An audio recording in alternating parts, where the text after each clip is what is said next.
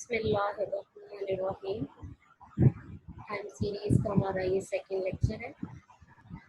इससे पहले हम लोगों ने टाइम सीरीज़ की डेफिनेशन और कंपोनेंट्स ऑफ टाइम सीरीज़ में हमने पढ़ा secular seasonal variations, cyclical fluctuations and irregular और random variation.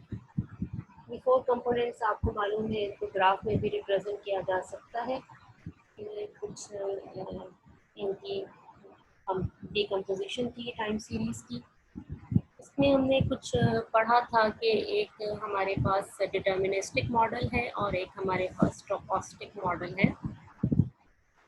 Deterministic model and stochastic model के साथ साथ हम आगे पढ़ेंगे स्टोकास्टिक प्रोसेस। स्टोकास्टिक प्रोसेस हमारा असल में टाइम सीरीज़ डेटा ही होता है, लेकिन ये इन्फिनिट वैल्यूज़ पर डिपेंड करता है। कुछ लैग वैल्यूज़ हैं, कुछ फ्यूचर वैल्यूज़ हैं। ये सारा प्रोसीजर, ये सारा डेटा हमारा स्टोकास्टिक प्रोसेस या रैंडम प्रोसेस कहलाता है। यहाँ से हम देखेंगे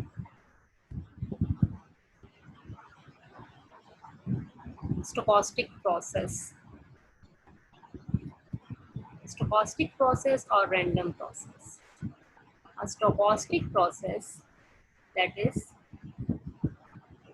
y0, y1, y2, एक हमारा बेस ईयर है। इसकी अगर लैग वैल्यूज़ लेते हैं हमने, जिसे हम y t कहते हैं, तो यहाँ पे हम करते हैं अगर t-1, t-2 पिछली वैल्यूज़ एंड नेक्स्ट वैल्यूज़ सारे मिलाकर एक हमारा जो टाइम सीरीज़ का डेटा मौजूद होता है, इसको हम स्टोकास्टिक प्रोसेस कहते हैं। Is a collection of random variables y t with their indices ordered with respect to time। ये हमारा स्टोकास्टिक प्रोसेस है, जो वैल्यूज़ हमें डेटा में गिवन होती हैं।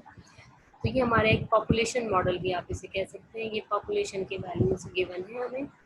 अब हम इसमें से सिलेक्टेड वैल्यूज़ अगर हम करते हैं या चूज़ करते हैं इसमें से सैम्पल वैल्यूज़, तो सैम्पल का नाम यहाँ पर यूज़ नहीं किया जाता। यहाँ पे वर्ड यूज़ होता है रियलाइजेशन।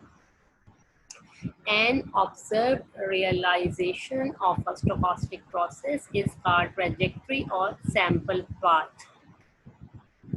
ये हमारा सैम्पल डेटा जो हम इसमें से सिलेक्ट करते हैं उसको रियलाइजेशन भी कहते हैं। ट्रैजेक्टरी का वर्ड भी यूज होता है एंड सैम्पल पाथ भी कहते हैं।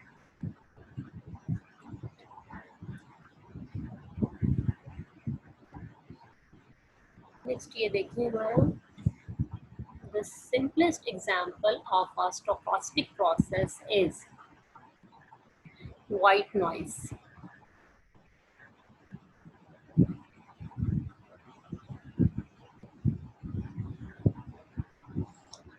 A collection of random variable mu t, t varies -infinity to +infinity, is called white noise। ये हमारा जो मॉडल में एरर हम यूज़ करते हैं उसके बारे में बात हो रही है कि ये भी हमारा एक सिंपल प्रोसेस है, स्टोकास्टिक प्रोसेस है। ये प्योरली रैंडम वेरिएबल है जिसे हम म्यू टी या ई टी, एप्सिलॉन टी से भी रिप्रेजेंट करते हैं। The unconditional mean is zero. इस एरर का या वाइट नॉइज की एक्सपेक्टेड वैल्यू या मीन जो है वो होता है zero for all values of t. The variance is identical for all t. Variance is constant है, सिग्मा स्केयर के इक्वल है। Next, the random variable are uncorrelated over time. दो टाइम सीरीज हमें गिवन है, mu t and mu s. दो series का जब हम कोवेरिएंस लेते हैं तो ये हमारा अनकोरिलेटेड है, यानी कि ये ज़ीरो है। T is not equal to s. Note that there may be dependence in the higher order moments। अगर हम इसके एक्सपेक्टेड वैल्यू लेते हैं mu t square, mu s square के हायर ऑर्डर मूवमेंट इन्हें कहते हैं, that is not equal to their individual movements. The later case is excluded if the mu t and mu s are stochastically independent and identical distributed, इसको IID से represent करते हैं। इसको independent and identically distributed कहा जाता है, IID। Mu T और mu S जो हैं वो स्टोकास्टिकली इंडिपेंडेंट भी हैं और आइडेंटिकल भी हैं। The IDD condition is automatically fulfilled if the random variables are normally distributed and uncorrelated. तो ये normally distributed नहीं है और independent भी नहीं है। Then one has a stronger version of white noise, इसे Gaussian white noise भी कहते हैं। नेक्स्ट ये देखिए हमारी जो दो सीरीज हैं जो हमने इसमें डिटेल से पढ़नी है टाइम सीरीज एनालिसिस में, वो ये सीरीज हैं जो हम स्टडी करेंगे। 3 basic time series model, moving average जिसे हम MA से रिप्रेजेंट करेंगे, ऑटो रिग्रेसिव यानी AR मॉडल, और ये moving average and auto regressive दोनों का मिक्सचर मॉडल जब हम बनाएंगे तो वो होगा ऑटो रिग्रेसिव मूविंग एवरेज यानी ARMA, ARMA ARMA model.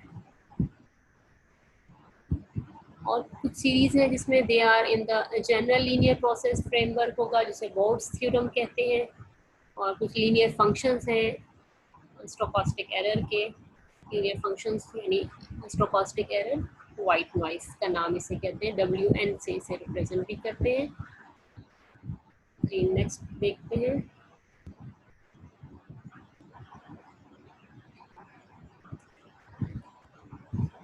The basic of time series modelling,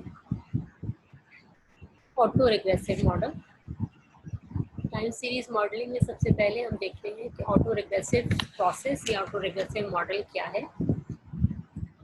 auto regressive process of order 1 AR1 process कहते हैं। A stochastic process YT, T belongs to T, that is generated by the following stochastic difference equation.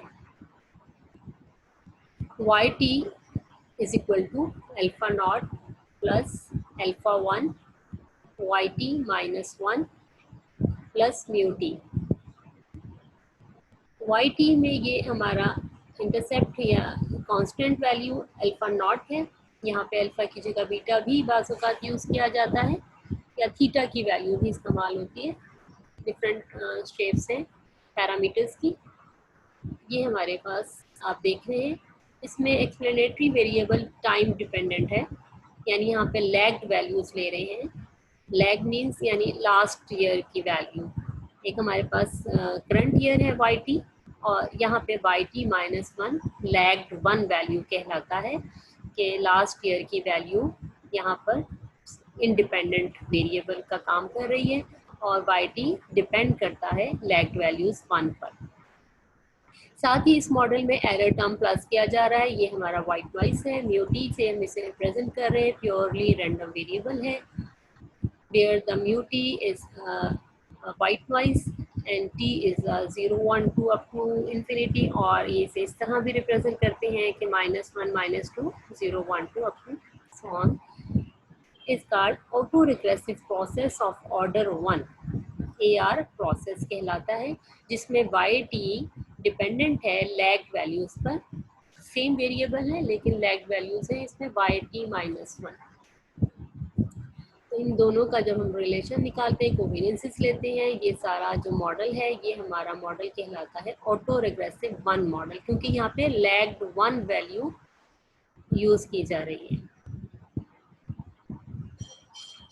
The